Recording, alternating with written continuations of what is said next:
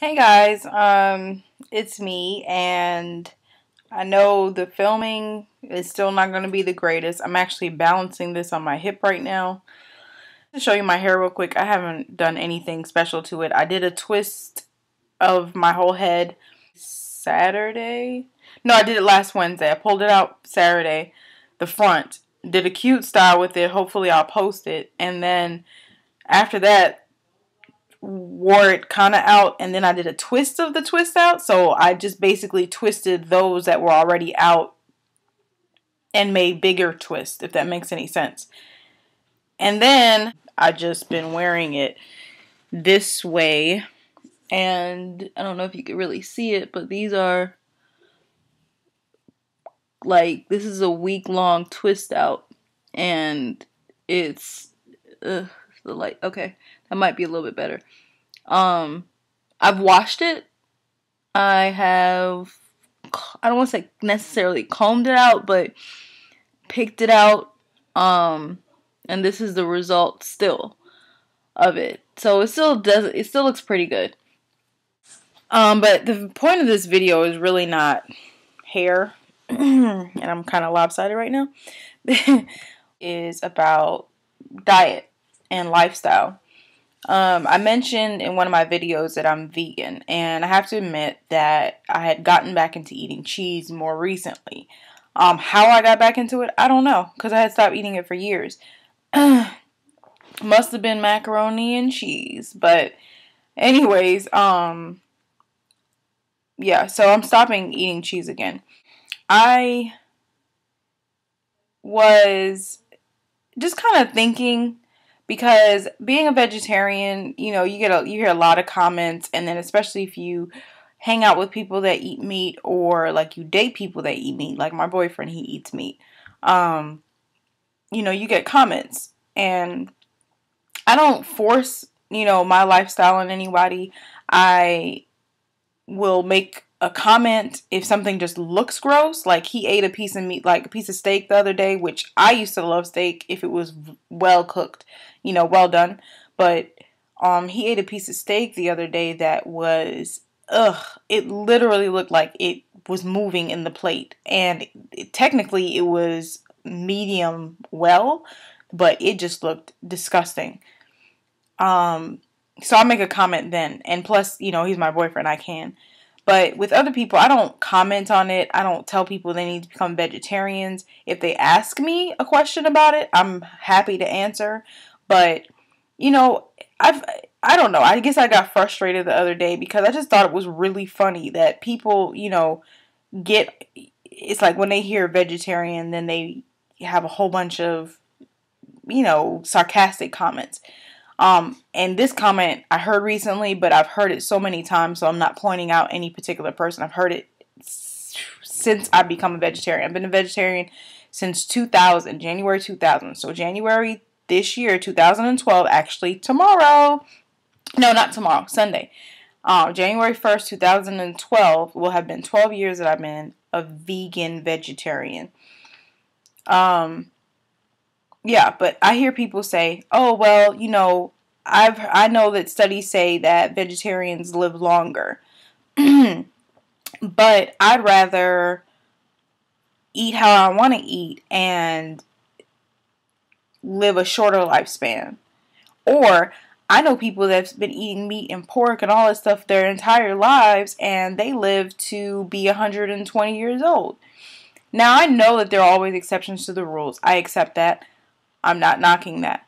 What I am saying is that those are exceptions to the rules. Now, these same people that are saying this are suffering from diabetes, from hypertension, from having had strokes, having had heart attacks, you know, all kinds of conditions. A couple of things I think you have to understand is, one, when you get these diseases, the first things the doctors will tell you is you need to change your lifestyle. Meaning, you need to start exercising, and you need to change your diet. And most often, they will put you on a vegetarian diet or a pescatarian diet. But generally, it's vegetarian.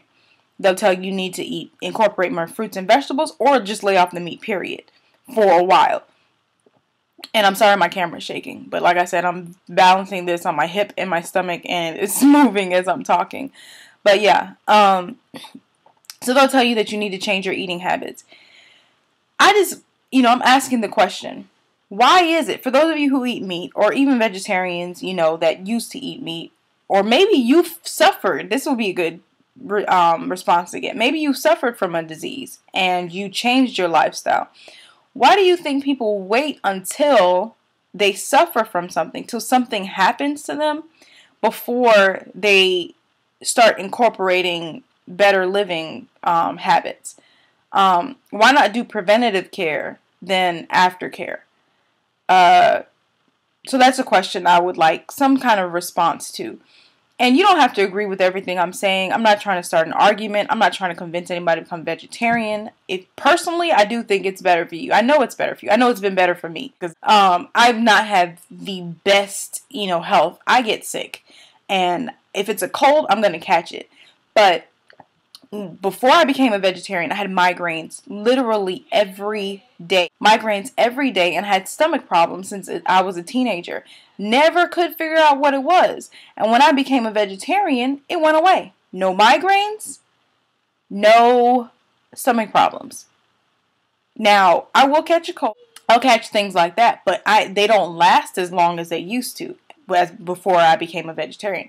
Back then, I caught everything, and it lasted 2 weeks. But whereas now, I might have it for a few days, and it doesn't get as severe. So I know it's had benefit, made benefits to me. My skin is clearer, my mind is clearer. I have more energy for the little bit of energy I do have. I do have a lot more energy. And honestly, just as a side note, I fasted from sugar, not this past week, but the week before. I fasted from sugar for about 7 days because I was addicted to chocolate. I decided that I would switch to dark chocolate because it didn't have the caffeine. And that helped so much. Like, I didn't crave it as much because I didn't have the caffeine, so it wasn't as addicting. But I said, you know what, let me fast from sugar, period. I did that, and when I came off of it, it's like I didn't even want it. Like, I had my first piece of dark chocolate today. The other day, my brother brought me some Kit Kats home, and I took a bite out of it, and it wasn't dark chocolate, but I ate it because he brought it for me. And I took a bite out of it, and I didn't even want it. So I'm kind of good with the sugar thing right now. What are some of the benefits, like for those of you who are vegetarian, what are some of the benefits that you found from being a vegetarian? Those of you who want to become vegetarian, like what are some of the struggles that you're having? Is it recipes? Is it, people around you? Like maybe you live in a household that wouldn't support it and you can't buy your own food. Is it finding restaurants, like you go out to eat a lot and you don't have anywhere to go eat? The other thing I was going to say that you need to understand is that your taste buds. Like, I have never been a big meat eater. Like, my grandmother would cook every Sunday, and I could eat gravy on my rice and just vegetables. That was it. Even when I ate meat. If I ate meat, it had to be very dry, no skin, no veins, no fat.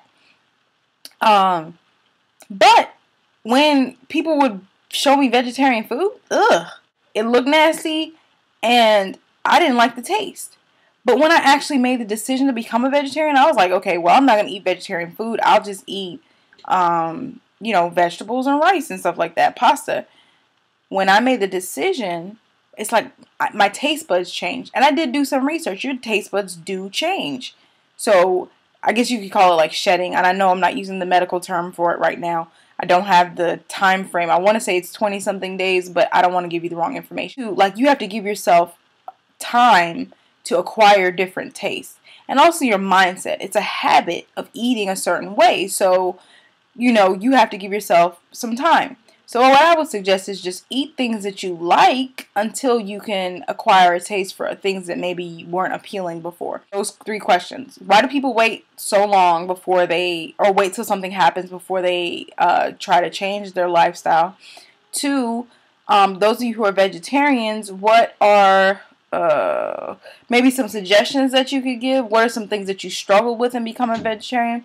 Those of you who want to become a vegetarian, what are some of the issues that you're facing?